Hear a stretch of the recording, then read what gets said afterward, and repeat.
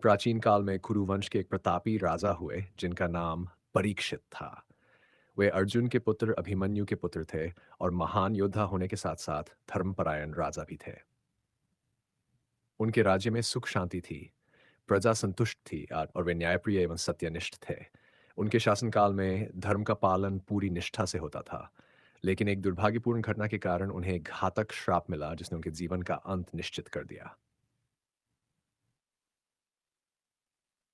राजा परीक्षित का राज्य और उनकी धर्मपरायणता। राजा परीक्षित अत्यंत शक्तिशाली, बुद्धिमान और धर्मपरायण राजा थे। वे अपने पूर्वजों युधिष्ठिर, भीम, अर्जुन, नकुल और सहदेव की तरह ही न्याय और धर्म का पालन करते थे। उनके शासन में चहुन और खुशहाली थी। वे स्वयं भी वेदों और शास्त्रों के ज्ञाता थे और संत महात्माओं का आदर करते थे। एक दिन राजा परीक्षित को यह आभास हुआ कि उनके राज्य में अधर्म धीरे धीरे बढ़ रहा है। उन्होंने ये निश्चय किया कि वे स्वयं पूरे राज्य का भ्रमण करेंगे और देखेंगे कि कहाँ-कहाँ सुधार की आवश्यकता है। इसी उद्देश्य से वे अपने घोड़े पर सवार होकर वन क्षेत्र की ओर चले गए। महर्षि शमीक का आश्रम। राजा परीक्षित जंगल में शिकार करने के लिए निकले थे। वे लगातार कई घंटे तक वन में विचरण करते रहे, लेकिन उन्हें कोई शिकार नहीं मिला। इसके अलावा भयानक धूप के कारण वे अत्यधिक थकान और प्यास से व्याकुल हो गए। इसी दौरान उन्हें एक आश्रम दिखाई दिया। यह आश्रम महर्षि शमीक का था, जो एक महान तपस्वी थे। वे अपने तप और ध्यान में लीन थे। राजा परीक्षित को लगा कि यदि वे इस आश्रम में प्रवेश करें तो उन्हें कुछ जल मिल सकता है, जिससे उनकी प्यास बुझ जाएगी। राजा परीक्षित आश्रम में पहुंचे और महर्षि शमीक को प्रणाम किया।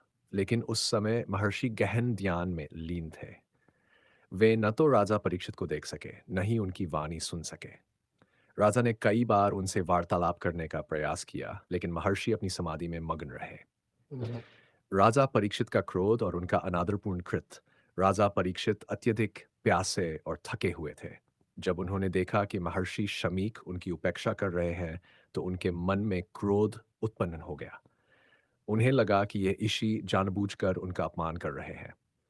गुस्से में आकर उन्होंने वहां पड़ा हुआ एक मृत सर्प उठाया और उसे महर्षि शमीक के गले में डाल दिया। इसके बाद वे वहां से चले गए। कुछ समय बाद जब महर्षि शमीक समाधि से बाहर आए तो उनके कुछ शिष्यों ने उन्हें इस घटना के बारे में बताया। महर्षि शमीक अत्यंत दुखी हुए। उन्होंने अपने शिष्यों को समझाया कि राजा परीक्षित को अपने कृत्य पर विचार करना चाहिए। वे क्षमा करने वाले थे और उन्होंने इस घटना को सहज रूप से स्वीकार कर लिया। ऋषि शिंगी का क्रोध और राजा परीक्षित को श्राप। लेकिन महर्षि शमी का पुत्र ऋषि शिंगी इस घटना को सहन नहीं कर सका। जब उसने यह सुना कि किसी ने उसके पिता के साथ ऐसा अनादरपूर्ण व्यवहार किया है, तो वह अत्यंत क्रोधित हो गया। उसने तत्काल एक श्राप दिया। जिस राजा ने मेरे पिता का अपमान किया है, उसे 7वें दिन तक्षक नाग डंस कर मृत्यु प्रदान करेगा। महर्षि शमी को जब इस श्राप के बारे में पता चला, तो वे अत्यधिक चिंतित हुए। उन्होंने अपने पुत्र को समझाने का प्रयास किया कि क्रोध में आकर किसी को श्राप देना उचित नहीं है, लेकिन ऋषि श्रृंगी ने कहा कि श्राप अब वापस नहीं लिया जा सकता। महर्षि शमीक ने अपने शिष्यों को राजा परीक्षित के पास भेजा और उन्हें इस श्राप के बारे में सूचित करने का निर्देश दिया। शाह राजा परीक्षित को श्राप की सूचना और उनकी प्रतिक्रिया राजा परीक्षित को यह थी कि उन्हें 7 दिन के भीतर तक्षक द्वारा से जाने का श्राप मिला। तो वे अत्यंत चिंतित हो गए। उन्हें यह एहसास हुआ कि उन्होंने महर्षि शमीक का अपमान करके भारी भूल की है। उन्होंने तुरंत अपने राज्य के विद्वानों और ईशियों से परामर्श लिया। उन्होंने सुझाव दिया कि राजा को इन 7 दिनों में भगवान विष्णु की भक्ति में लीन हो जाना चाहिए और किसी सुरक्षित स्थान पर रहना चाहिए। राजा परीक्षित ने निश्चय किया कि वे भागवत पुराण का श्रवण करेंगे, जिससे वे इस संसार के मोह से मुक्त हो सकें। उन्होंने अपने राज्य को अपने पुत्र जन्मेजय को सौंप दिया और गंगा तट पर जाकर शुकदेव मुनि से श्रीमद् भागवत कथा का श्रवण करने लगे। तक्षक नाग का आगमन और राजा परीक्षित की मृत्यु। जब 7वां दिन आया तो तक्षक ने राजा परीक्षित को मारने के लिए उपाय सोचे। राजा परीक्षित ने एक विशाल भवन में स्वयं को सुरक्षित कर लिया था, जहां कोई भी नाग प्रवेश न कर सके। लेकिन तक्षक बहुत ही चतुर और मायावी था। उसने एक ब्राह्मण के रूप में अपने आप को छिपाया और राजा परीक्षित तक पहुंचने का उपाय खोज लिया। फिर उसने एक छोटे कीड़े का रूप लिया और भवन के अंदर प्रवेश कर गया।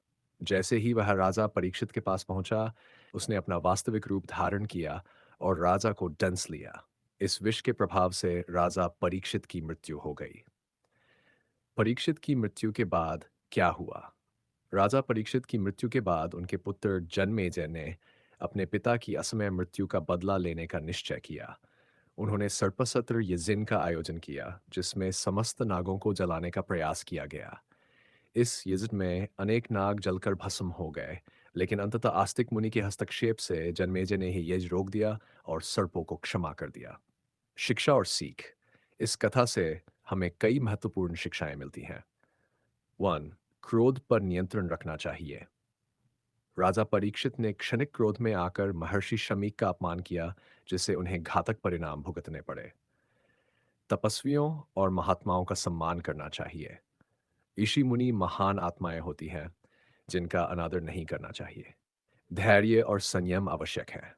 ऋषि श्रृंगी ने भी क्रोध में आकर श्राप दे दिया, जिसे बाद में उनके पिता ने अनुचित बताया। भक्ति और मोक्ष का महत्व।